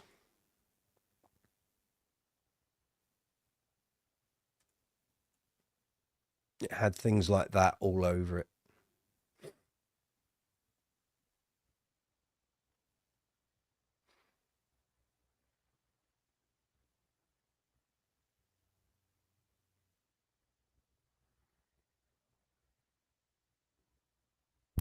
Ah. Oh, I So see. it had big old chips like that all over it. So it's an 83. Wait, Um, that tuner looks weird. It looks like it's taking yeah, up the whole headstock. someone had changed the tuners. I ended up buying some Wilkinsons, some black Wilkinsons to replace them. Hang on. There's this one. So it had dings and knocks all over the body. I wasn't convinced the electronics worked properly. It was basically a bass that had been passed from pillar to post and ended up at that bloke's place, and he was just selling it for some money. There are things like, let me show Oops, sorry you. about that. That's all right. No, you're good. The for sale photos. Hold on. So it had these weird strap buttons. Now, I don't know if these are proper Aria strap buttons or not. No, I don't think so. No, didn't think so. Funny thing is, mine have been changed too, but not to that. No, I mean, although that's functional, but it was very functional. Looks It horrendous. bust your hand if you scraped it across. Looks awful. But there's one more. I'll show you the fingerboard where someone had taken literally a felt tip pen and started colouring in the dots. Coloring in the fretboard dots? Yep. Oh, I see. Well, they wanted to give it that LED look. It was knackered. And eventually I got the pickup, well, I got the bass to Bernie Goodfellow, and he managed to get the screws out. It took him nearly 2 hours. Yeah. And he just replaced, well, nails, not screws. And we managed to replace them. But all around the pickups, loads of grinding and sort of paint had left, and it was just not good. So wow. There we are. So, but I shifted it on. You're familiar with the bass, but for those who have never heard one or played one, yes, Stacey, that was abuse. To me, it's like especially because you have two pickups and where they're located. I mean, it's kind of like a jazz bass to me, because well, they coil tapped. That's the whole concept of those. That too, yeah. I'm going just directly in, and I'm not playing any of these pedals. There's no compressor or nothing, but I think this is neck pickup. Wait. Yeah, we got it. Yeah. So neck pickup. And so we'll save the best for last. So I'm going to go back to the bridge pickup. Wow, thin. Now, but listen to this sound. I mean, that's just that beautiful jazz bass sound, right? And I think I was in, let's go back to the neck. Let's go back to... Remind me, was it two concentric controls? Was it volume, tone, and then the coil taps? Exactly. So I got everything dimed. I think this would be the difference between parallel and series. Yep. So obviously it jumps. Series is always bloaty. Right. Parallel is single coil, thin, articulate. So that's the last thing I don't know why I'm going like that. But now I have both pickups in the louder series. That's very P-based to me. And yeah, it is. And now I'm going to go to the middle. That's the mix of the two you want, pretty good, right? Really. And then if you're going to do bridge, this, you don't really do that. Maybe you do, but maybe if you were fretlessing, but you're not going to use that in a you're not in a bad mix. Since you don't have active EQ, then you're not going to be able to boost the bass. So that's a sound you want to dial in on your amp, right? If you're going to go full bridge like that. But anyway, that's it's cool. 10 seconds. Nice bass. How much did that cost? Just out of interest. I got it from a pretty good friend of mine who didn't want to sell it and only sold it, according to him, because, well, it's you and you love the Arias, and I know you're going to feature it. So, but he sold it to me. One of these deals where, but if you ever sell it back to me. So he said, that's all right. You pay what I paid for it, and then he paid $12.50 for it. So I paid. That's okay. That's about reasonable. And you said it's in good condition. Oh, it's in excellent condition. I mean, there's. I know you can't tell a lot, but I mean, it's. We can tell by the pickups. Well, the pickups are original. They haven't dulled. They're not scratched up. I think the only two things that are not original are the strap button, because I had to get a kind of fancier strap, because they wouldn't have this. I think somebody just wanted a black button, but this is a really, really petite button. Probably would have had chrome. Yeah, chrome, and the hats are a bit bigger, so that the strap actually, has something to hang on to. And if you can see, the pickup screws are like hexes. It's Oh, hard. It's okay. hard to see. Yeah, that's So different. they would be Phillips head screws, not hexes. But Hmm. again, I think they wanted black hardware. So somebody went through this and Okay. said, "Oh, I want as much black hardware as possible." Uh, So I think oh that's what well, happened. But yeah, so I'm going to be putting it through its paces. It needs a nice.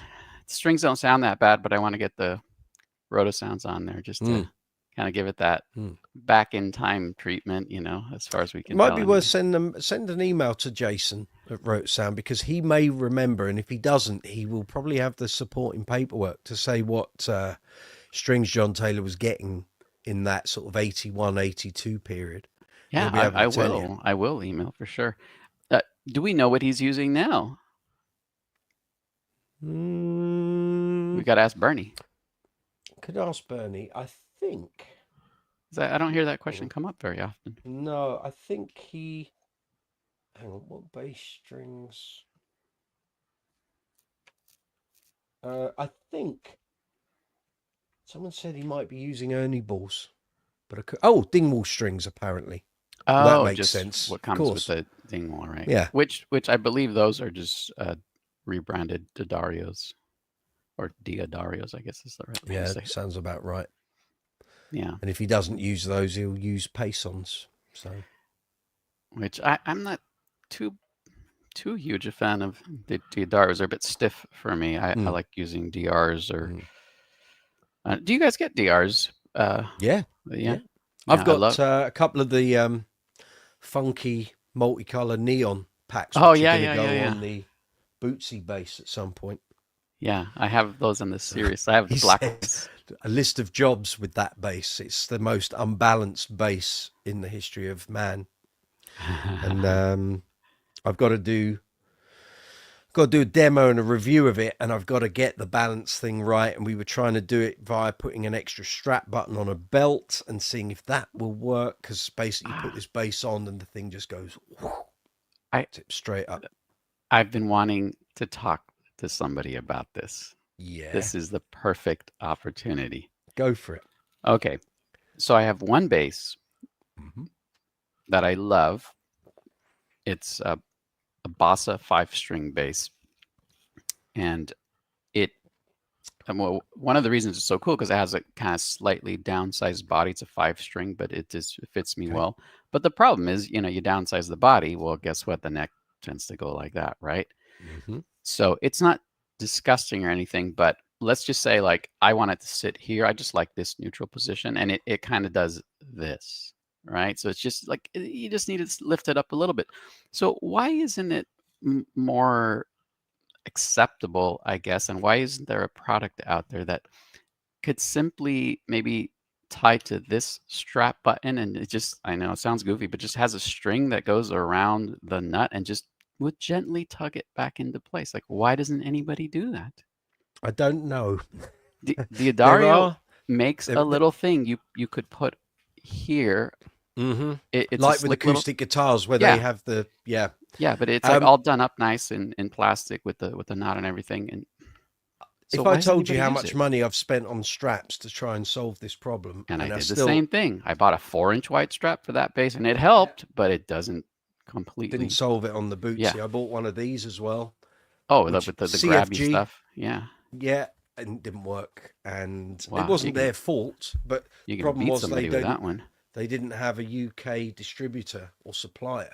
I had to Yeah. order it from the States. They got it here really quick, really great service, great company, but wasn't their fault. But I had to buy it in order to try it. So Yeah. I got lumber. I can use it on some other bases. It's fine, but You can just beat somebody with it. it's not too bad. No, the big trying to remember the Neo Groove. I'll show you. It's huge. I mean, the thing is huge. It's a 4-inch thing like this, and it didn't solve the problem. Yeah. And it still would just go. Yeah. It's not even that the base is heavy. It's not a weight thing. It's a pivot point from where the Yeah. strap buttons are. Exactly. And the Yeah, that problem bass is is not heavy. the buttons for this are on the back. Ah. So rather than on the sides. Now, Yeah. I can't believe Warwick allowed this thing to get off their workbench and go into full production and not realize that was an issue. When you Yeah. sit down, when you play it sat down, perfectly all right. So as soon as you get on a stage, put it on a strap. You want to get the audience clapping. This bass just goes, and Is it it almost a skewers your armpit. is And it I'm not based on the joking. streamer? Because I know they have a couple. Sorry. The Bootsy. This is the This is Bootsy the bass. this is the Bootsy Space Bass. It's the cheaper end. It's the rock bass one, not the one with all the Oh, bells and whistles and lights okay, and stuff. but it's the No, same body shape. same body shape, but Okay. on his particular bells and whistles model, they've put the strap buttons in a different place. Ah, On this, they put them in a different place, and so it does. And there are three. There's three options. If you go for the alternative option, the bass flips over. It just goes. So you can't play it like that. If you go for the regular option, what happens is you're playing, you take your hands away, and the thing just tips. yeah. Oh, And when that's you're not good. playing, you can feel the downward pressure in the cradle of your fingers there. Yeah. And this thing is like constantly pressing down. So if you try and play anything, you can't slide because basically the fretboard edge is digging in your fingers to go down. You do a slide, it's not good. But Yeah. I'm going to get to the bottom of it. And we tried, there's a guy in America, Steve something or other. Someone sent me a link, and he's got an alembic and he's got a Stanley Clark, which is basically a similar design. Yeah. Take your hands away, the thing flips. And what he did was he put an extra strap button on his belt and then had an extra long tag on the end of the strap. So it Okay. would plug onto the strap button, and then he'd have this extra length. And if he wore the bass, the extra length would have another strap lock on, Yeah. strap it to the button on his belt, and the bass didn't flip. Now, the problem I've Interesting. had in trying to do that is I need to go to B&Q, but I tried going to Screwfix here in the UK, and can I find a fastener for the bottom of that so that it can go through a belt and fasten underneath? What do you fasten it with? You just screw it right into your side. No big deal. No. You give But also you've got all you this give a little. extra. You've got all of that extra, so you're going to have to take half of that stem off and hopefully have some sort of nut that's going to secure it to the belt. I don't know. I don't know. It Yeah. seems like a hell of a lot of faff to have a very poncy looking bass on stage. The only thing I can And think of is a thick enough piece of wood that you could just screw it onto, like maybe that I much, spent 15 quid buying. Wrong drawer. Hold on. Well, I wonder how he did it. Well, exactly. And I mean to ask the guy and say, what are you fastening that to? So I spent 15 quid on strips and strips of these wheel Oh. weights. Oh yeah. Oh And yeah, yeah. I did it. Yeah. And I've got, so it's not just those, it's like 3 times that amount. I added them all round the base And it on didn't the help. lower edges. That thing is It way added out of whack. 2 kilograms to the weight. So you'd Wow. think all that downward weight would keep Yeah. the thing. Nothing to do with it's nothing to do with weight. It's to do with pivot points of the strap buttons. Now, before I bought that bass, there was someone selling one secondhand on Facebook, and he was struggling to sell it. And I'm not surprised. It's not particularly. You're not going to go down the dog and duck and use that to play Brown Eyed Girl on a Friday and Saturday. Quite right. But he couldn't shift it, and he had placed the strap buttons in other places, and he said now it balances, it's great. But when you saw the photo of the back, it had basically 6 drill holes all over it. Oh. And also where it had kept flipping, the headstock is a series of 5 points. It's like Yeah. a pentagon.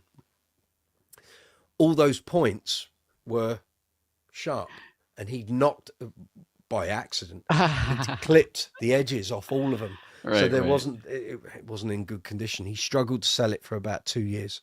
Oh man. And I don't Yeah. want to start getting screwdrivers and drills out and redoing the whole. I'd just sell it if it's going to cause me that amount of grief. But I want to use That's it. true. It looks great for the disco show I play in. The band leader's like, I want you to use that bass. Yeah. So I can't get it to balance.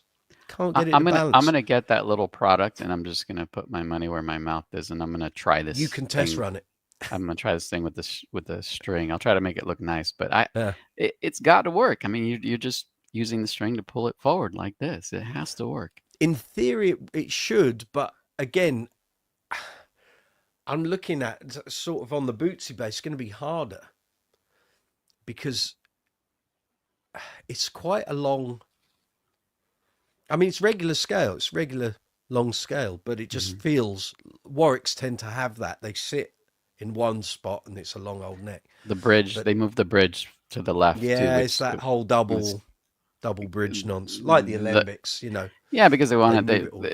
I don't know, are they following like the violin tradition? You know, they're like, I don't Maybe, know, but it's too maybe. much But space. That's why, yeah, that bass should never have gone into production until they sorted the balance out. But because it's a rock bass, they didn't care. It's just a cheap yeah, range of basses. Still charge 1,500 quid for the privilege, but you know. yeah, And yeah, it's a shame because it plays great. It sounds pretty good. It's not amazing compared to some of the other things I've got, but it's good. I could do a really good job with it. I just can't use it on a stage because as soon as I take my left hand away, it's gone.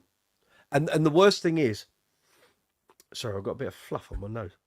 Um, the worst thing is, you take your playing hand away from the bass, or it tilts or it flips. When you go to put your hand back, it's not in the same place, and yeah, you don't have any certainty as to what string you're going to be on, and so yeah, you literally have to watch the whole time what you're doing, and it's not doesn't inspire great confidence when you're playing. You know. yeah. You need a, it needs to be anchored so that you know Yeah, you know where yeah. you're at. I mean, It that's needs just sorting. basics.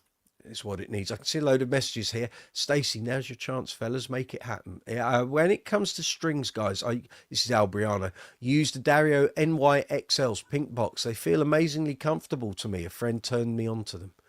Everyone has different preferences. The only Darios I like are Pro Steels. The rest of them I'm not a huge Yeah, fan of. I'm I haven't tried the more a NYs. Rose.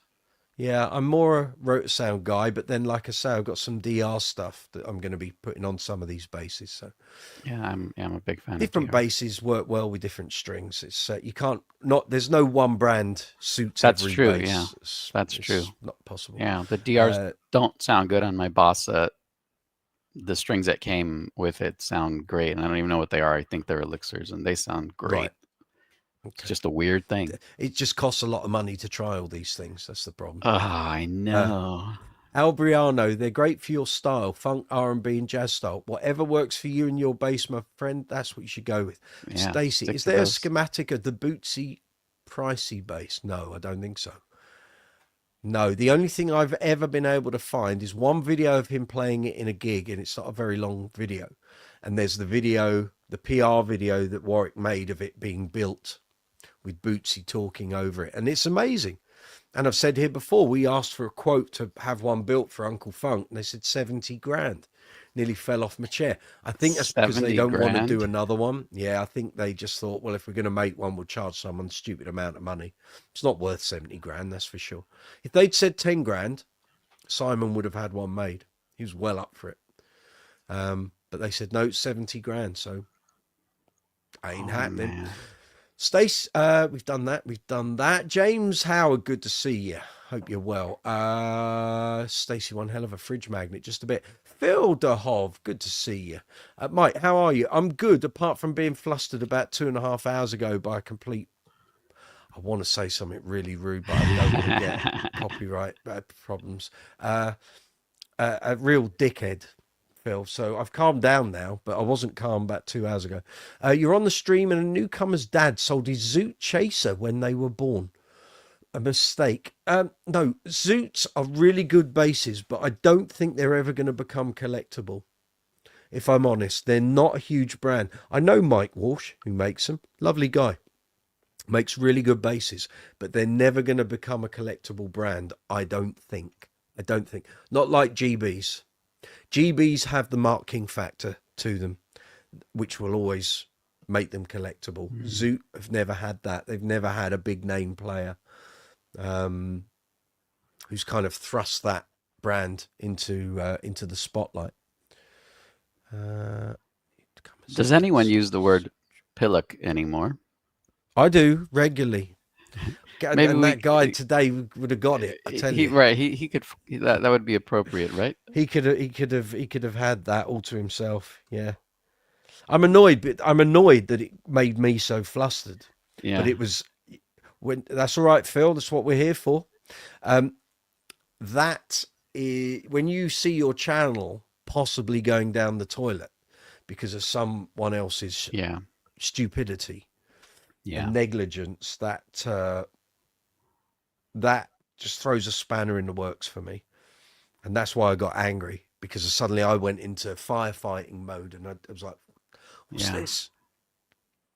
If it hadn't been read, if it had just been a standard message, I wouldn't have even worried about it. I wouldn't have thought twice about it. But it was the Yeah. fact it had all the YouTube livery, and it sounded. And I've had those messages where it says press one for the, but not on here. I get it on text messages from like the hospital or the doctors, or a car garage. We've done your Right. service. Press one to say we did a Right. good job. Press two if you don't think we did a good.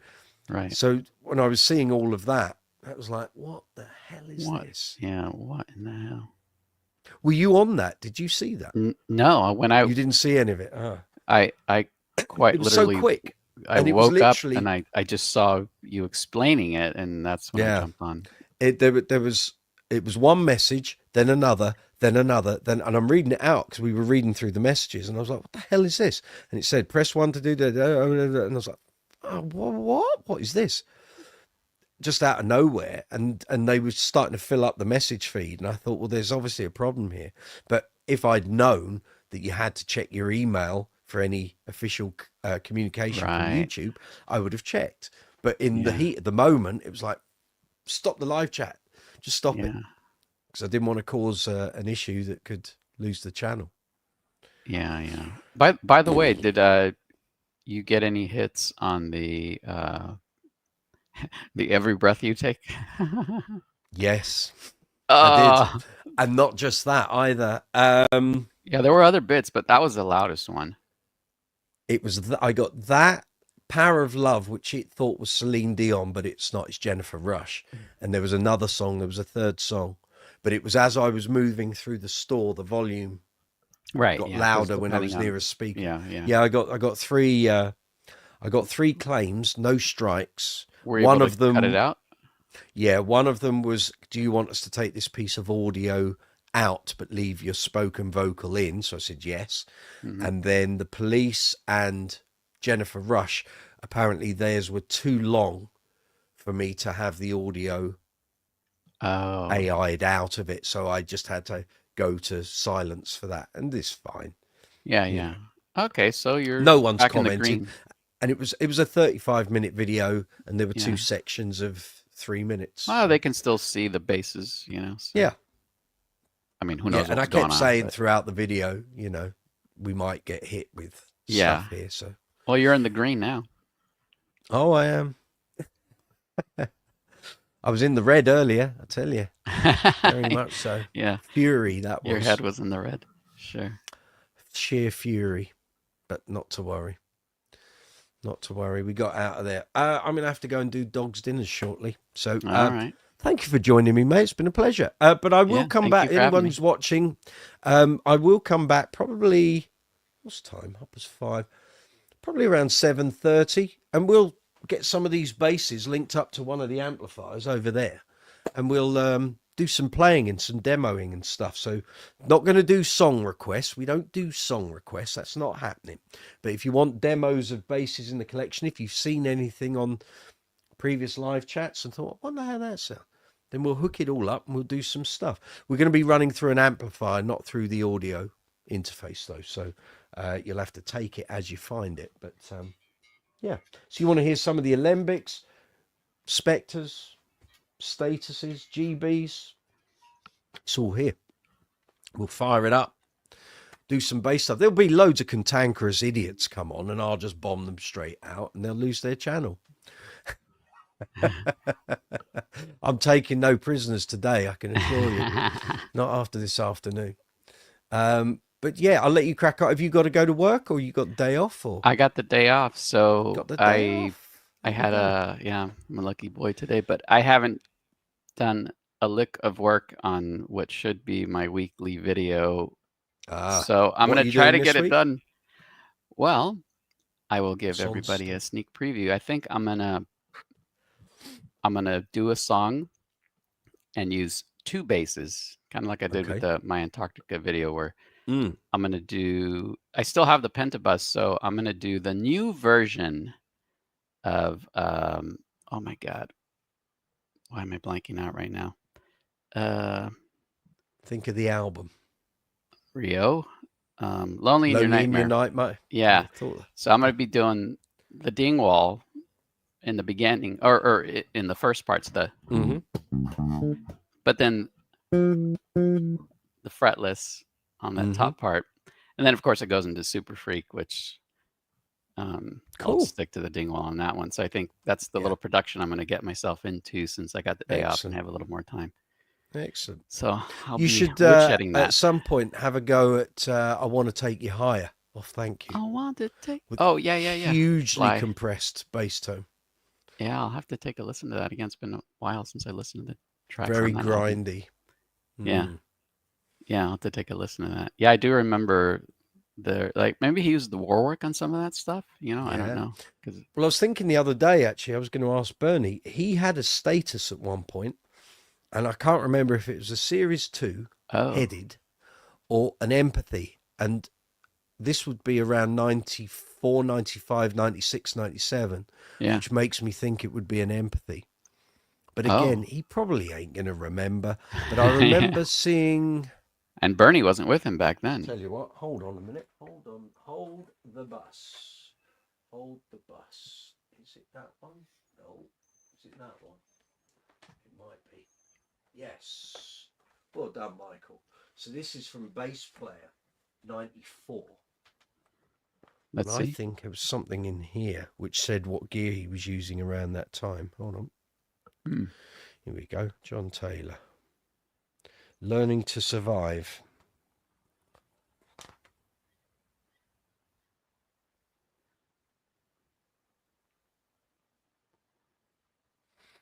Hmm.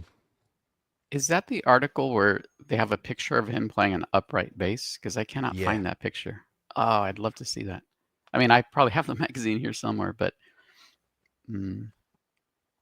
that's the one. What is the? I gotta write this down. What's the month and year of that? November 94. It's the one with Chris Squire and Jeez, the other John Paul day I Jones. spent at least an hour looking for that picture. Yeah, You should have yeah, asked I me have that. before. I should have. But in Uh, here, so normally they would do a breakdown of gear, but they haven't really done that here. Well, they've done like a written section where they asked him about basses. mhm. Once a walking testimonial to Aria basses, John Taylor has expanded his arsenal in recent years. I lived with Arias up to 84, then got some Kubicki Factor basses, lived with them till 88. These years are all out because he was still using Aria in 85 and he used Kubicki's up until Yeah, 91. he doesn't remember. Today's main axe is a Steinberger XQ4 string. I just love it. For the wedding album sessions and subsequent tour, John also used a Warwick Streamer 5 string. Do, do, do. Okay. During the recording of the second Power Station album, Bernard Edwards brought in his Spectre bass. I've been using it ever since, which was funny because when I asked him when I interviewed him, did you, as well as Bernard's Stingray, did you get his Spectre? He went, no. I've got half a dozen instruments, but Spectre has a certain vibe to it. And then he talks about amps and a Zoom processor. No, there was another article I read that said he had, it might have been an online thing, that he had a status during Neurotic Outsiders and some of his solo stuff. But I was just intrigued to know, was it a Series 2 or was it an Empathy, which would have been right for the time? All the Well, services here, Stacey, and you're quite right. we unfortunately, yeah, we can't trust John on technical stuff. I remember in the No. book where he says SB 1200. He also says it had a 12-volt battery, and I just imagine those big lantern batteries. He had it for weight control, right? He was keeping the Yeah, neck in balance. the thing with that is you never know if that's actually what he said or if it's the person that's typed up the The edit. yeah, Yeah, but that they happens. they should have a technical editor as well. You'd be surprised what goes awry. The Ah, amount of times I've written things and then it comes to sub editing, after it's all been laid out and And everything, they and I'll mess check it it up? before it goes to print. Oh yeah, Ah, oh yeah, and I'll I'd be say, so well, pissed. where has that come from? Oh well, a perfect example. I did. Oh, screw Hang on, is that. it here? The worst of my career, and I was spitting about it. Oh, I Uh, gotta hear this. yeah, just bear with me a moment, folks. Just got to take my headphones off. I was furious with this, and there was nothing I could do about it, and nothing I could say.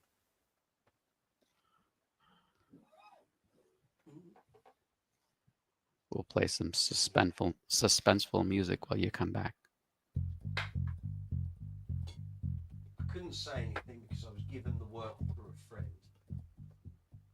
but the person who edited it should have been shot. Spare me, it's here. Just got to reconfigure the room slightly. Hit at the magazine, it's crazy. That's the way it is. So this was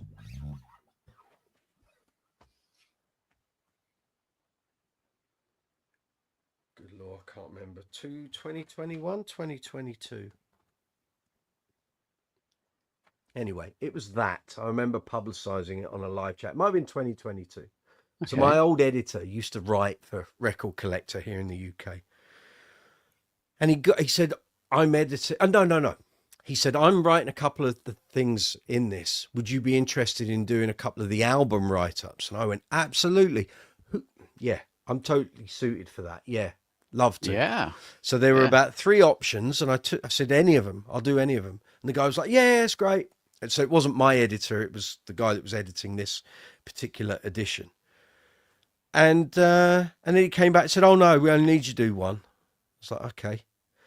And when I found out who did the ones I didn't get, and I know them, I was like, great. So I'm writing this as a fan and someone who knows it. So I got to do one of the album write-ups. So I got to do the final one.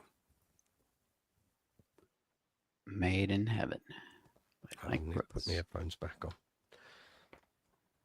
So I got to do that. Right? And I went through the text on this 100 times before I sent it in. Right. I probably You wanted it to never be sweated perfect. over a piece for a magazine more than I did on this. So we get to the part where we're talking about the different tracks.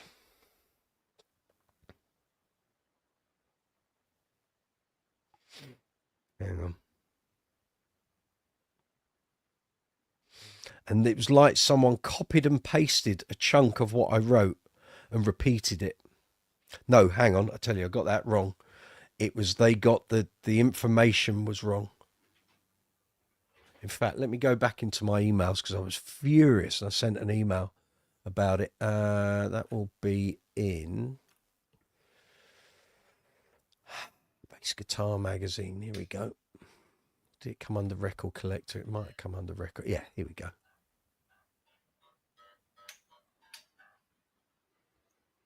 I can't see it. Come on, email. Previous.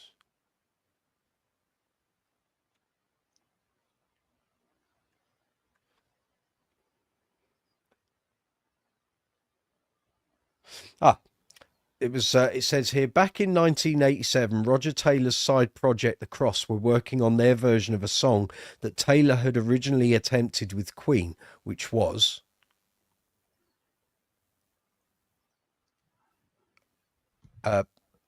Heaven for Everyone.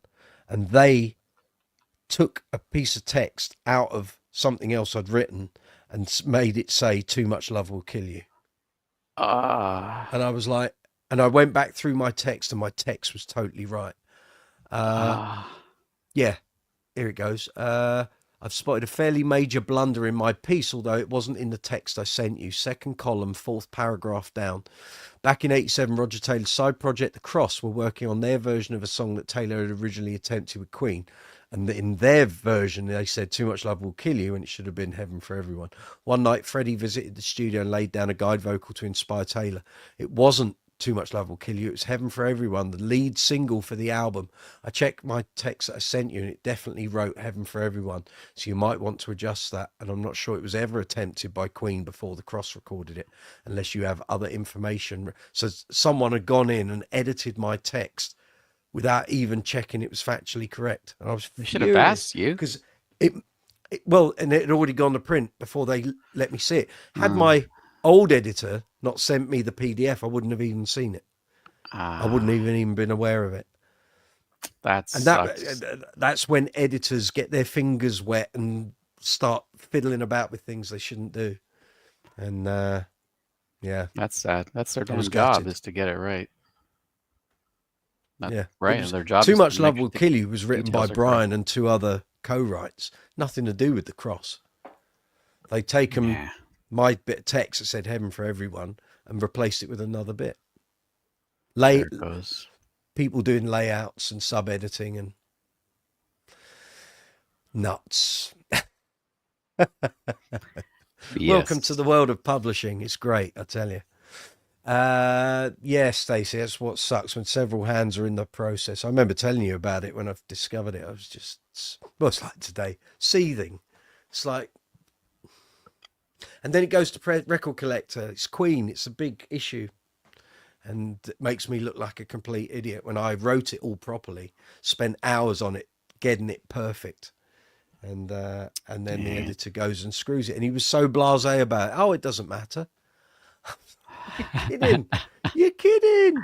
And the YouTube sucks. channel was quite young, and I had all the other stuff I'd done for Bass Guitar Magazine. Someone sees my name and goes, what was that idiot? No, he's got that all wrong. Yeah. Thought you were a fan.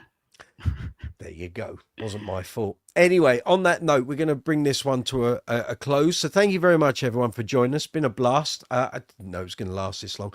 Despite the attempts of some complete idiots trying to hack into live chats and everything else, we won't be beaten, I promise. But anyway, thank you very much, Zuma. It's been lovely. Stacey, as a former graphic designer, I can say folks do mess with your ideas. Yeah, just a bit. So I will be back probably about 7:30ish, and we'll do some demos and some playing. We'll do some bass chat, anything people want to talk about. And we'll no doubt have lots of people who are drunk and cantankerous, and I'll bomb them straight out again. On that note, I'll let you go and enjoy a couple of hours on Friday. And one of those, indeed. Quite right. I'll see you in a couple of hours. Take it easy. See you soon.